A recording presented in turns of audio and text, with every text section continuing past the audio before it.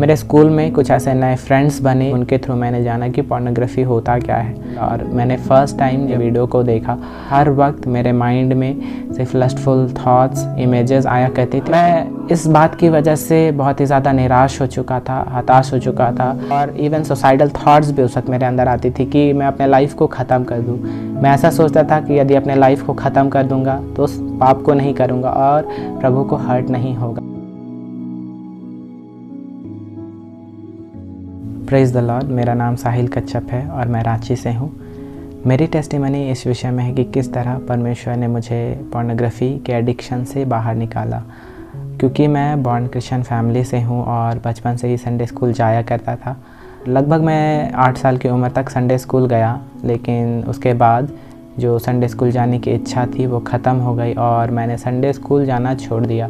जब मैं 10 साल का हुआ तो उस वक्त ऐसा हुआ कि उस वक्त मैंने सेक्सुअलिटी के विषय में जाना कि वो होता क्या है, लेकिन मैंने उस वक्त उन बातों को उतना ध्यान नहीं दिया, उतना सीरियसली लिया नहीं और मैं बढ़ता गया।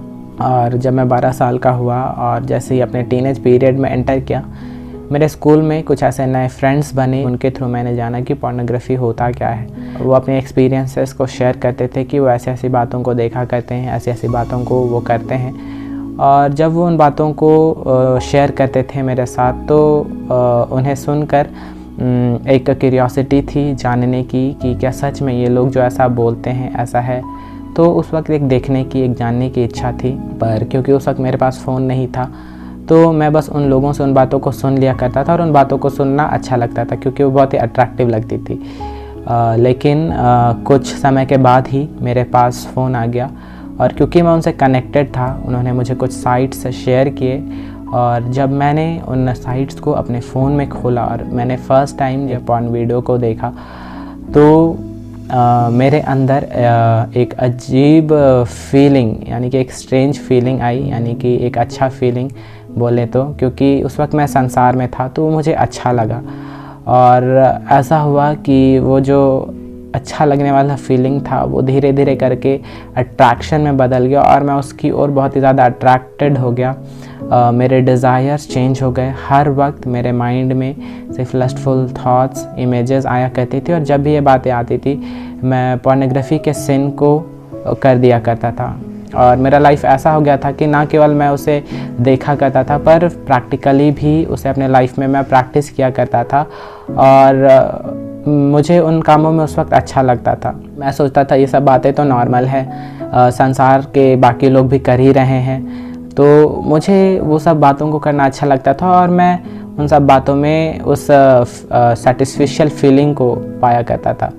लेकिन जब 2016 में मैंने एक वीवीएस कैंप के थ्रू प्रभु यीशु को जाना कि वो एज अ पर्सनल सेवियर हमारे लाइफ को चेंज करते हैं, तो उस वक्त मैंने भी अपने जीवन को प्रभु यीशु के हाथ में समर्पित किया। मैंने कहा कि हाँ प्रभु, मैं भी अपने जीवन को आपके हाथों में सौंपता हूँ। मैंने अपने पापों के लिए उनसे क्षमा मांगी और जब मैं उनसे क्षमा मांग रहा था तो ऐसा हुआ कि प्रभु ने अन्य भाषा के वरदान को मेरे जीवन में खोला और उस दिन मैंने आत्मा के शांति को अपने अंदर महसूस किया, एक इटर्नल पीस को मैंने महसूस किया और मुझे बहुत अच्छा लगा। और उस इंसिडेंट के बाद ऐसा हुआ कि मैं थोड़ा सा प्रार्थना करने वाला व्यक्ति बन गया। लेकिन ये जो सिलसिला था ये ज़्यादा चला नहीं, 1 या 2 महीने तक मैंने प्रार्थना की, वचन पढ़ा, लेकिन जैसे ही मेरा प्रेयर लाइफ स्टॉप हुआ मैंने फिर से उस पोर्नोग्राफी के सिन को किया। फिर से वो लस्टफुल थॉट आई और जिसके थ्रू मैं उस पाप में गिरा। और जब दोबारा मैंने वो बात किया तो मैंने खुद से क्वेश्चन किया कि कैसे मैं उस पाप को कर सकता हूँ अब जब मैंने प्रभु को जान लिया है। तो इस बात के लिए फिर प्रभु से मैंने क्षमा मांगी और फिर से मैंने उस शांति को महसूस किया और मैं जान गया कि हाँ प्रभु ने क्षमा कर दिया है। लेकिन ये तो बस एक स्टार्ट था। इसके बाद मेरा कंडीशन और वर्स्ट होता चला गया। जब तक मैं प्रार्थना किया करता था अच्छा चलता था, सही चलता था, लेकिन जैसे ही मेरा लाइफ स्टॉप होता था मैं उस पोर्नोग्राफी के सिन में बार बार गिरता था, जिसके कारण मैं फ्रस्ट्रेट रहने लगा, मैं खुद से चिड़ा रहने लगा। मैं खुद पे गुस्सा किया करता था कि मैं क्यों प्रभु को धोखा दे रहा, मैं क्यों इस पाप से नहीं निकल पा रहा हूँ। इस वजह से मैं बहुत ही स्ट्रेस्ड रहने लगा, परेशान रहने लगा और इवन सुसाइडल थॉट्स भी उस वक्त मेरे अंदर आती थी कि मैं अपने लाइफ को ख़त्म कर दूं। मैं ऐसा सोचता था कि यदि अपने लाइफ को ख़त्म कर दूंगा तो उस पाप को नहीं करूंगा और प्रभु को हर्ट नहीं होगा, और ऐसी बातें मेरे अंदर आया करती थी। लेकिन उस वक्त भी एक आवाज़ को मैंने सुना कि suicide is not an option. और क्योंकि उस वक्त भी जब मैं उस पाप में था, मैंने प्रभु को छोड़ा नहीं था, मैं प्रार्थना में था थोड़ा बहुत, और मैं प्रभु के सामने जब भी प्रार्थना करता था रखता था इस बात को कि प्रभु मैं इस पाप में फंसा हुआ हूँ, मैं इससे निकल नहीं पा रहा हूँ। और मैं इस बात की वजह से बहुत ही ज़्यादा निराश हो चुका था, हताश हो चुका था। ये जो स्ट्रगल था मेरे स्पिरिचुअल लाइफ और फिज़िकल लाइफ के बीच में, जिसकी वजह से मैं पूरी तरह से फंस गया था। क्योंकि जैसा वचन कहता है ना, गलाती 5:16 में कहता है कि शरीर आत्मा के विरोध में लालसा करता और आत्मा शरीर के विरोध में। तो मेरे साथ यही हो रहा था, मैं दोनों के बीच में पिस रहा था। और मोस्टली कहूँ तो मैं ज़्यादातर शरीर के विषय में सोच रहा था, उसकी खुशी को पाने के विषय में सोच रहा था। और एक स्ट्रगल था मेरा स्पिरिचुअल लाइफ और फिज़िकल लाइफ के बीच में। मैं चाहता था कि कोई मुझे छुड़ाए, मुझे इसमें से निकाले। इवन मैं सोचता था कि इन बातों को किसी स्पिरिचुअल पर्सन के साथ शेयर करूँ, लेकिन फिर मैं इस बात से जाता था कि यदि मैं इन बातों को उसे शेयर करूंगा तो मेरे विषय में क्या सोचेगा, जिसके कारण मैं इन बातों को शेयर नहीं कर पाता था। और बस मैं अंदर ही अंदर घुट रहा था, निराश हो चुका था, टूट चुका था पूरी तरह से। और मैंने हर एक बातों को प्रभु के सामने ही खुल कर रख दिया, उससे कुछ भी नहीं छिपाया, पूरे ट्रांसपेरेंट तरीके से उसके सम्मुख हर एक बातों को रख दिया और प्रभु से बस मांगने लगा कि प्रभु आप मुझे इस पाप में से निकालिए, मैं इस पाप में से निकलना चाहता हूँ। ये जो सिलसिला था, ये जो साल था, ये 2016 से 2018 तक मेरे साथ ऐसे ही चलता रहा। और 2018 में 2 अक्टूबर को एक डिलीवरेंस मीटिंग रखा गया था एक स्थान पे, और जब मैंने उस डिलीवरेंस मीटिंग को अटेंड किया, उस टाइम पे जब डिलीवरेंस के लिए प्रार्थना हो रही थी, मैं प्रार्थना करता, मैं रो रहा था, मैं प्रभु के सामने टूट चुका था। और मैं बस प्रभु से कहता, प्रभु इस पाप से मुझे निकालिए, मैं निकलना चाहता हूँ इस पाप से। और आज जब मैं यहाँ पर आया हूँ तो मैं उस छुटकारे को लेकर यहाँ से जाना चाहता हूँ। जब मैं इन बातों को प्रभु के सामने रख रहा था, हर एक बातों को कन्फेस कर रहा था, तो प्रभु के जो दास वहाँ आए हुए थे, उन्होंने कॉल आउट किया कि यहाँ पे एक व्यक्ति है जो एडल्ट्री में फंसा हुआ है और प्रभु उसको छुटकारा देना चाहता है। जब मैंने इस बात को सुना, मैंने आत्मा में उस आनंद को महसूस किया कि हाँ ये मेरे लिए है, और मैंने अपने कदम को जाने के लिए आगे बढ़ाया। लेकिन मैंने उस कदम को पीछे खींच भी लिया, क्योंकि मेरे अंदर एक खुशी तो थी कि हाँ प्रभु ने बुलाया, मुझे जाना है, लेकिन एक डर भी था कि उतने लोगों के सामने मैं प्रभु कैसे टेस्टिफाई करूँगा, कैसे स्टैंड करूँगा। तो मैंने प्रभु से सामर्थ मांगी कि प्रभु आपने मुझे कॉल आउट किया, आप ही मुझे लेकर जाइए।